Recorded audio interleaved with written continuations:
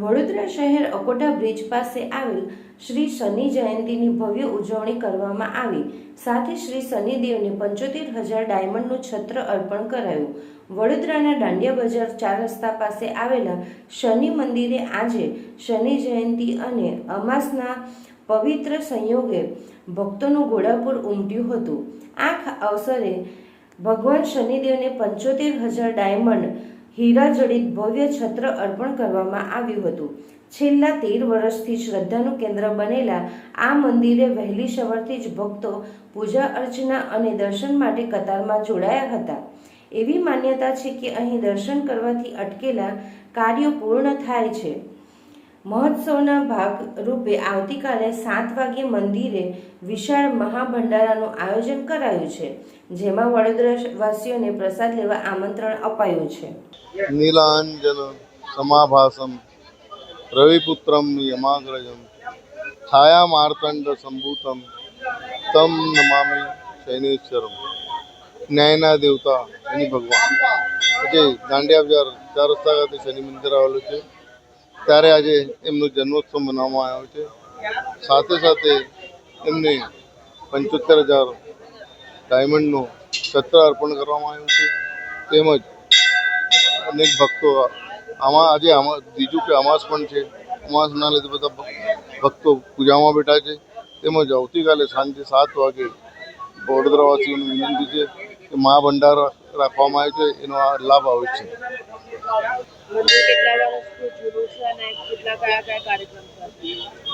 શનિ મંદિરની ખાસિયત છે કે જે લોકોના કામો નહીં થતા એ કામો અહીં થઈ જાય છે, એટલે વધારે લોકોને મંદિર પર વિશ્વાસ છે અને લોકો ધાર્મિકતાથી બહુ અહીં આવે છે અને એમના કામો થાય છે અને આ મંદિર લગભગ છેલ્લા 13 વર્ષથી હયાત છે। વડોદરાના શનિદેવ મંદિરે ઉમટ્યું ભક્તોનું ઘોડાપુર, તેલ અભિષેક અને મહાઆરતી યોજાઈ। વડોદરા ન્યાયના દેવતા શ્રી શનિદેવ મહારાજના જન્મોત્સવ નિમિત્તે મીરા 4 રસ્તા પાસે જલારામનગર સ્થિત નવગ્રહ મંદિર ખાતે ભવ્ય ધાર્મિક કાર્યક્રમો યોજાયા હતા। આ પાવન અવસરે સમગ્ર મંદિર પરિસરને આકર્ષક ફૂલો અને રંગબેરંગી લાઇટિંગથી દિવ્ય રીતે શણગારવામાં આવ્યું હતું। વહેલી સવારથી જ શ્રદ્ધાળુઓની ભારે ભીડ ઉમટી પડી હતી। ભક્તોએ કતારબદ્ધ ઊભા રહીને શનિદેવને તેલ અને પ્રસાદ અર્પણ કરી પરિવારની સુખ શાંતિ માટે આશીર્વાદ મેળવ્યા હતા। મંદિર અને પરિસરમાં આયોજિત વિશેષ ભજન કીર્તન અને દિવ્ય મહાઆરતીમાં મોટી સંખ્યામાં લોકો જોડાયા હતા, જેનાથી સમગ્ર વાતાવરણ ભક્તિમય બની ગયું હતું। આ જલારામનગર નાથીબા સોસાયટી પાસે શનિ મહારાજ નવગ્રહ મંદિર આવ્યું છે। આજે શનિ જયંતિ છે।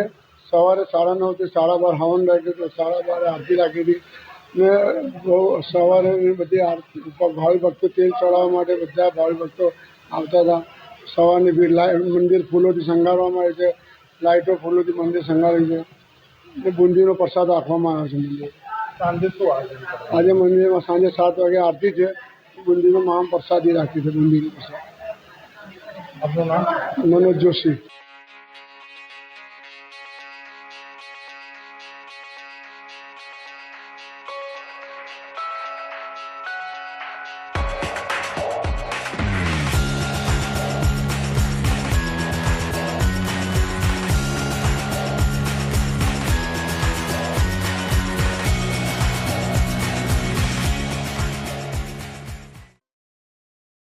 સાંસદ હેમાંગ જોશી ઇલેક્ટ્રિક કાર લઈ પહોંચ્યા સંકલનમાં।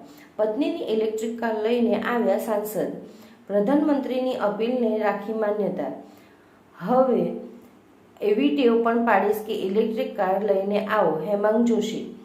એક જ જગ્યાએ જવું હોય તો એક જ ગાડીમાં જવું જોઈએ, પર્યાવરણ બચાવવા અને ફ્યુઅલ બચતનો આપ્યો સંદેશ।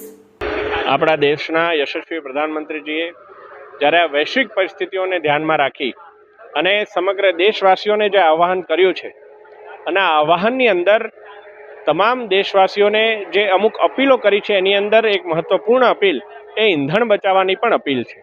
અને આ અપીલના અંતર્ગત જે એનર્જી સસ્ટેનેબલ જે ઓપ્શન્સ છે એને આપણે કઈ રીતે એક્સપ્લોર કરી શકાય એ માટેના આજે એક જે પહેલ છે એ મારા દ્વારા કરવામાં આવી છે। આજે જ્યારે મારા ધર્મપત્ની પાસે જ્યારે ઇલેક્ટ્રિક વ્હીકલ હોય અને તેઓને આજે એમના નોકરી અર્થે ના જવાનું હોય, આજે હું એમનું ઇલેક્ટ્રિક વ્હીકલ લઈને આવ્યો છું અને જ્યારે પણ અમારા ઘરે આ ઇલેક્ટ્રિક વ્હીકલ ઉપલબ્ધ હશે ને મારો પ્રવાસ થવાનો હશે ત્યારે આ જ ઇલેક્ટ્રિક વ્હીકલથી પ્રવાસ કરવાનું હું પ્રયોગ કરીશ અને એ પ્રયત્નથી માનનીય વડાપ્રધાનશ્રીની અપીલમાં હું મારું પણ ખિસકોલી સમૂહ શું યોગદાન આપી શકું એ માટેનો પ્રયાસ કરીશ.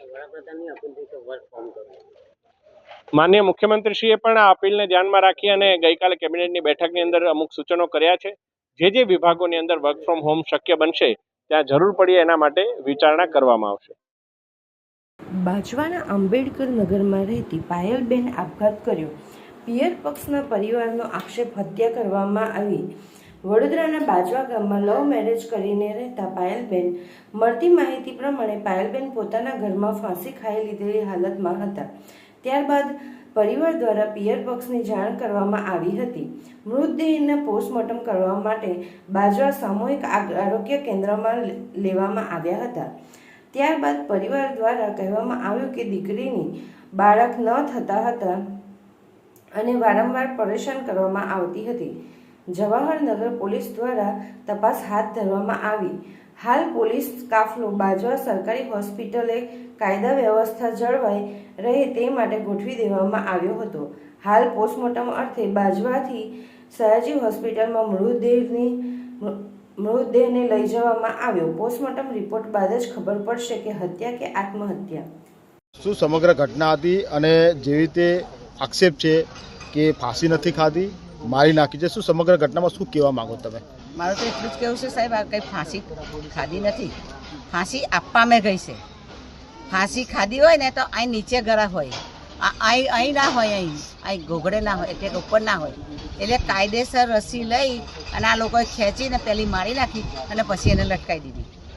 અમારું તો એ જ કહેવાનું છે કે ખરેખર આ લોકોને આ છોકરીને મારી નાખી અને વસ્તાર નતા થતા એના કારણે આ લોકો એવું કે એને વિદેશ મોકલવાની છે, એને વસ્તાર કરવા માટે. એટલે ભાઈ આ ધંધા કરતો તો હવે અમારું તો કહેવું એવું છે કે અમારે તો પોલીસને બી કહેવું એવું છે કે ભાઈ આ વ્યક્તિ આવા ધંધા કરાવતો તો બીજાની જોડે, તો આ વિદેશ મોકલે આ છોકરીને. તને વસ્તાર ના થાય તો વિદેશ મોકલવાની એ છોકરીને એના પિયર મોકલવાની હોય, કંઈને વિદેશ ના મોકલવાની, એના મા બાપને સોંપી દેવી હતી. તારા ઘરે વસ્તાર ના થાય તો એના મા બાપને સોંપી દેવી હતી. અને અમને જાણ થઈ એટલે અમે અમારા પડોશી છે અને પહેલાં અમારા કિશનવાડીમાં જ રહેતા હતા. આ છોકરી અમારે તે જ મોટી થઈ ગઈ એટલે હું મારા વિસ્તારના છે. અને આ છોકરીને પહેલી પરણાવીને તો બી અમે પરણાવી છે. એટલે અમે એના પડોશી છે ને અમે એમના લાગણી પૂર્વક વ્યક્તિ છે. અને આ લોકો ધમકી આપે તમે કેવા બાજવામાં આવો છો, એટલે ભાઈ અમે આ બાજવા આવ્યા મારવા હોય તો અમે આ ઉપર.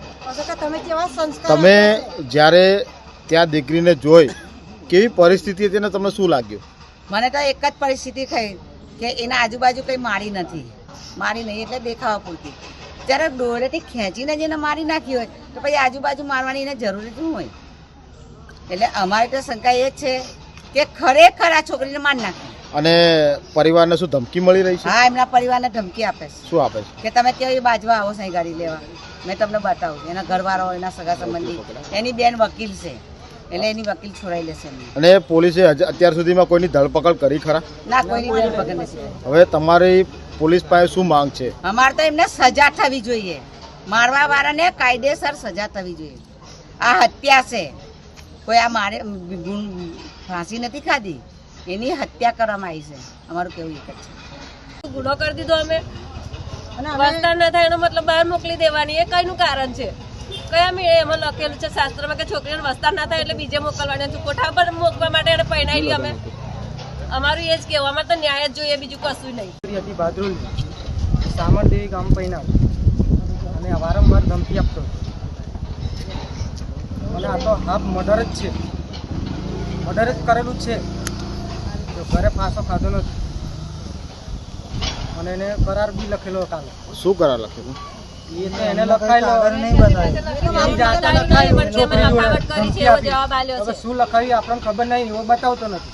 મારી નાખી એવું લાગે છે મને સાહેબ, એને મારી નાખી એવું લાગે છે અમને.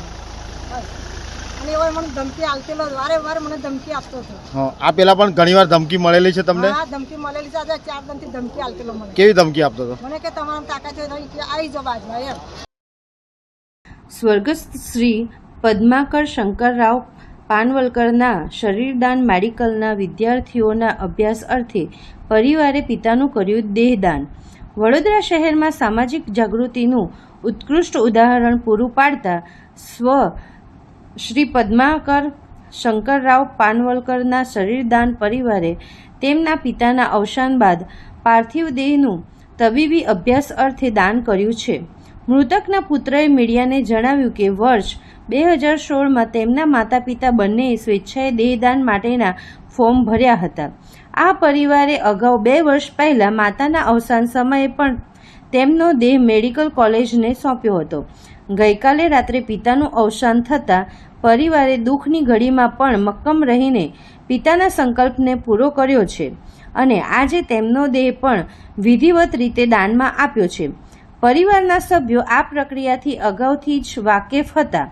મેડિકલ કોલેજમાં ભણતા વિદ્યાર્થીઓને માનવ શરીરની સંરચના સમજવામાં અને સંશોધનમાં આ દેહ ઉપયોગી સાબિત થાય તેવા આશયથી આ પ્રેરણાદાયી નિર્ણય લેવામાં આવ્યો છે. દુઃખના સમયે પણ રૂઢિચુસ્ત પરંપરાઓથી ઉપર ઉઠીને માનવ કલ્યાણ માટે લીધેલા આ પગલાંને સ્થાનિકોએ બિરદાવ્યું છે. અમારી બેન મનીષા, અમારા ફાધર એક્સપાયર થઈ ગયા ગઈકાલે રાત્રે. મમ્મી બોડી ડોનેટ કરવાનું ડિસિઝન લીધું છે. 2016માં મારા ફાધરે અને મારા મધરે ફોર્મ ભર્યો હતો. મારા મધર 2 વર્ષ પહેલાં એક્સપાયર થયા. એમની પણ બોડી ડોનેટ કરી છે અને મારા ફાધરની આજે બોડી ડોનેટ કરી છે. મેડિકલ કોલેજમાં કામ લાગે એના માટે અમે આ ડિસિઝન લીધું છે અને આ પ્રોસેસ મને બહુ પહેલાંથી ખબર હતી એટલે અમે આ સ્ટુડન્ટને ભણવા માટે કામ લાગે એટલે બોડી ડોનેટ કરી. શ્રીપાદ. મોંઘવારીનો બોમ્બ ફૂટ્યો. પેટ્રોલ ડીઝલના ભાવમાં પ્રતિ લીટર 3 સુધીનો તોતિંગ વધારો, જનતાને ઝટકો. ઈરાન અને અમેરિકા વચ્ચે વધતા વૈશ્વિક તણાવની સીધી અસર હવે ભારતીય જનતાના ખિસ્સા ઉપર પડી રહી છે. મિડલ ઈસ્ટ સંકટ વચ્ચે દેશમાં પેટ્રોલ અને ડીઝલના ભાવમાં મોટો ઉછાળો આવ્યો છે. ભારતીયો માટે આજની સવાર આંચકાજનક રહી છે. વૈશ્વિક સ્તરે ચાલી રહેલા યુદ્ધ અને તેલ પુરવઠામાં અવરોધના કારણે કેન્દ્ર સરકારે પેટ્રોલ અને ડીઝલના ભાવમાં વધારો કરવાની ફરજ પડી છે. નવી કિંમતો શુક્રવાર 15 મે 2026થી અમલમાં આવી ગઈ છે. ડીઝલના ભાવમાં થયેલા વધારાને કારણે ટ્રાન્સપોર્ટેશન ખર્ચ વધશે, જેની સીધી અસર જીવન જરૂરી ચીજવસ્તુઓના ભાવ પર પડી શકે છે. વડાપ્રધાન નરેન્દ્ર મોદીએ પણ તાજેતરમાં જ ખાનગી વાહનનો ઓછો ઉપયોગ કરવા અને વર્ક ફ્રોમ હોમ પર ભાર મૂકીને ઈંધણ બચાવવા અપીલ કરી હતી, જે ભાવ વધારાના સંકેત તરીકે જોવામાં આવી રહી છે.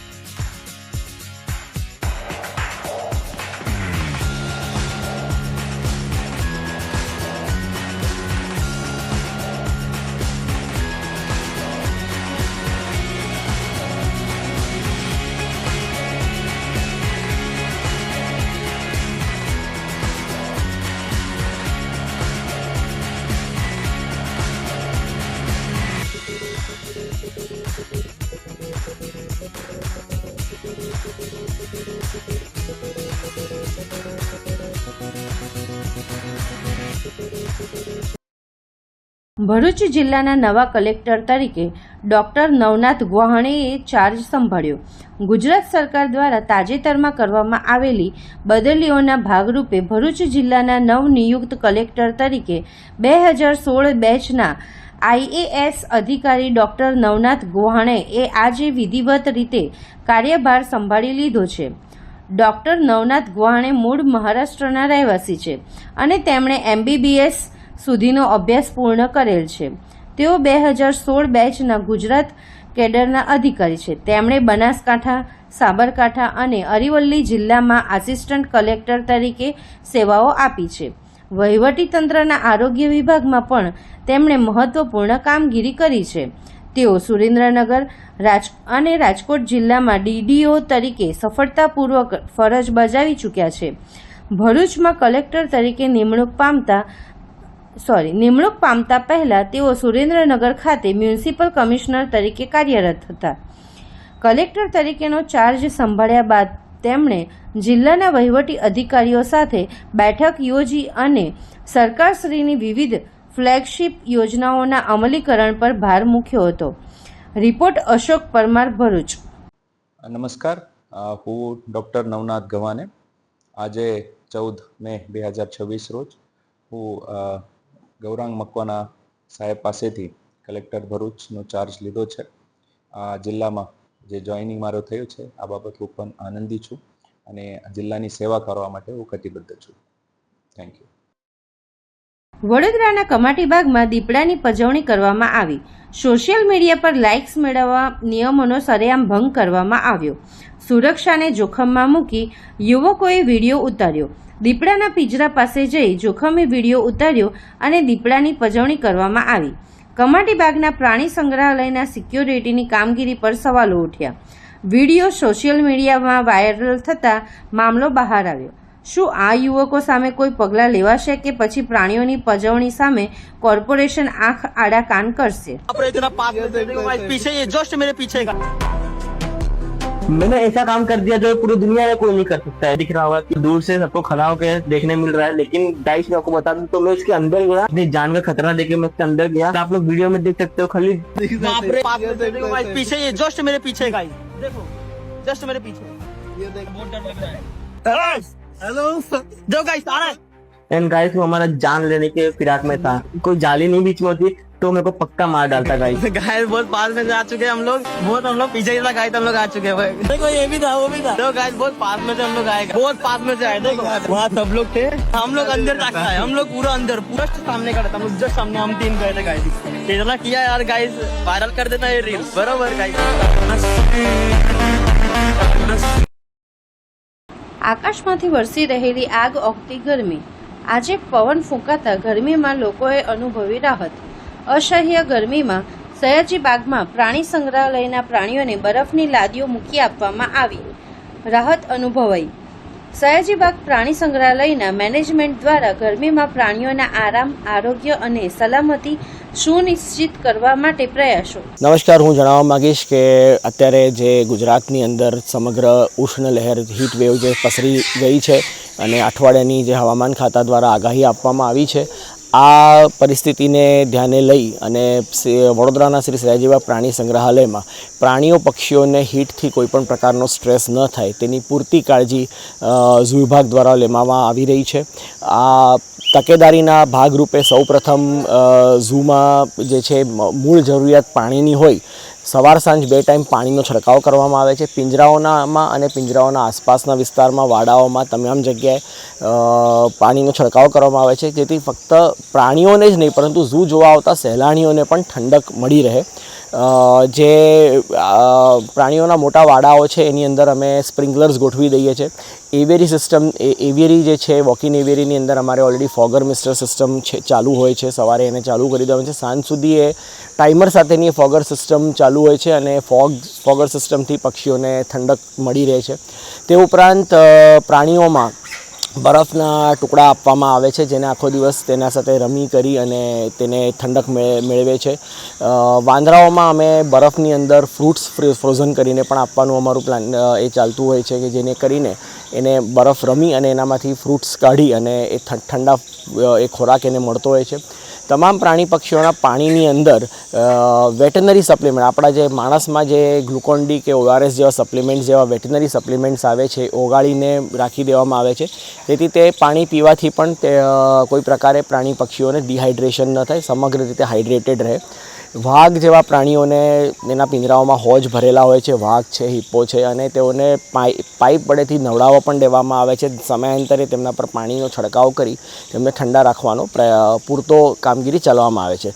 તે ઉપરાંત ખોરાકની અંદર ખાસ કરીને વાત કરું તો સિઝનલ ફળફળાદી અને શાકભાજીનો ખાસ ઉપયોગ કરવામાં આવે છે. તેનું પ્રમાણ વધારી દેવામાં આવે છે, જેમ કે કાકડી, તરબૂચ, શક્કરટેટી ઇત્યાદિના પ્રમાણમાં વધારો કરી ખોરાકમાં આપી દેવામાં આવે છે, જેથી કરીને પ્રાણી પક્ષીઓને ખોરાક મારફતે પણ હાઇડ્રેશન મળી રહે. આવા સમગ્ર તકેદારીના પગલાંના ભાગરૂપે તથા પિંજરાઓની ઉપર સૂકા ત્રાલસા મૂકવામાં આવે છે, અને તેવા ત્રાલસાઓને પણ સમયાંતરે પલાળી દેવામાં આવે છે, જેથી કરીને પિંજરાઓની અંદર ઠંડક બની રહે છે.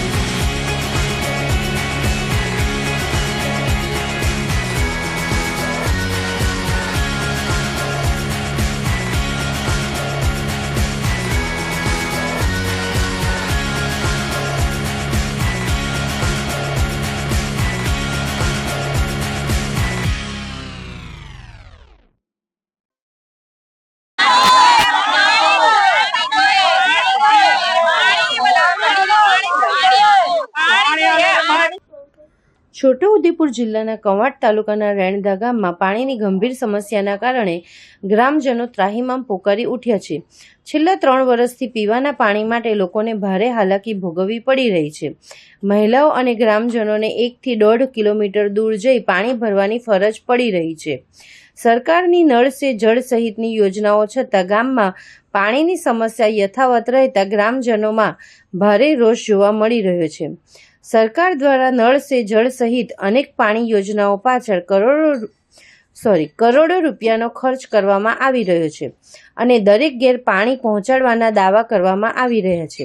પરંતુ છોટાઉદેપુર જિલ્લાના કવાંટ તાલુકાના રેણધા ગામના ભગત ફળિયામાં હકીકત કંઈક અલગ જ જોવા મળી રહી છે. ગામ લોકોના આક્ષેપ મુજબ નળ સે જળ યોજના સંપૂર્ણપણે નિષ્ફળ સાબિત થઈ રહી છે.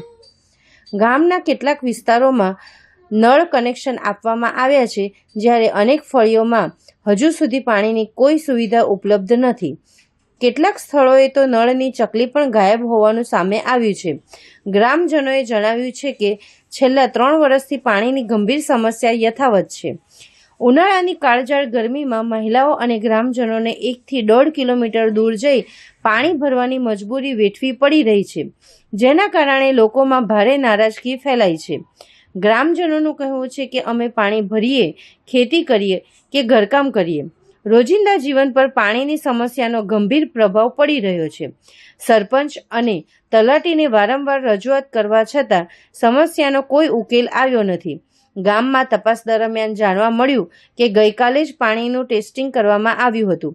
જો કે ગ્રામજનોના મતે માત્ર દેખાવ માટે કામગીરી કરવામાં આવી રહી છે અને વાસ્તવિક સમસ્યાનો કોઈ સ્થાયી ઉકેલ લાવવામાં આવ્યો નથી.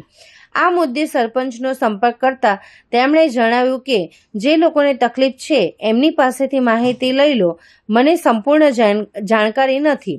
ગામના તલાટીએ જણાવ્યું કે એક દિવસ પછી માહિતી આપીશ કે કયા વિસ્તારમાં સમસ્યા છે. જ્યારે પાણી પુરવઠા વિભાગના અધિકારીઓ સાથે વાત કરવામાં આવી ત્યારે અધિકારીઓએ કહ્યું કે ટૂંક સમયમાં જ તપાસ કરાવી યોગ્ય કાર્યવાહી કરવામાં આવશે.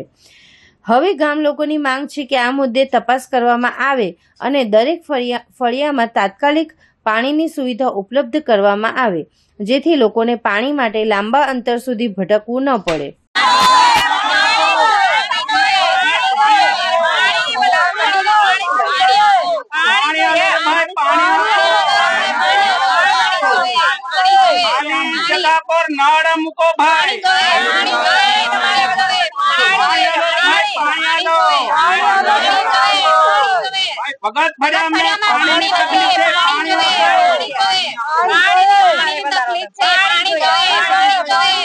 મારું નામ રાઠવા હચલાભાઈ રણસિંહભાઈ. હા, શું સમસ્યા છે તમારા ગામમાં? અમારા ગામમાં રેણદા ભગત ફળિયામાં છે ને 3 વર્ષ થઈ ગયા ને પહેલા અમારે પાણીની ટાંકી છે અહીંયાથી ડાયરેક્ટ આવતું હતું અને આ છે રતનભાઈના ઘરની તો અમારે આ બાજુ છે 7-8 ઘર છે, એમાં નળથી જલ યોજના ચાલુ કરી પણ અહીંયા ટકલા કે કોઈ પાઇપ નાખેલી નથી.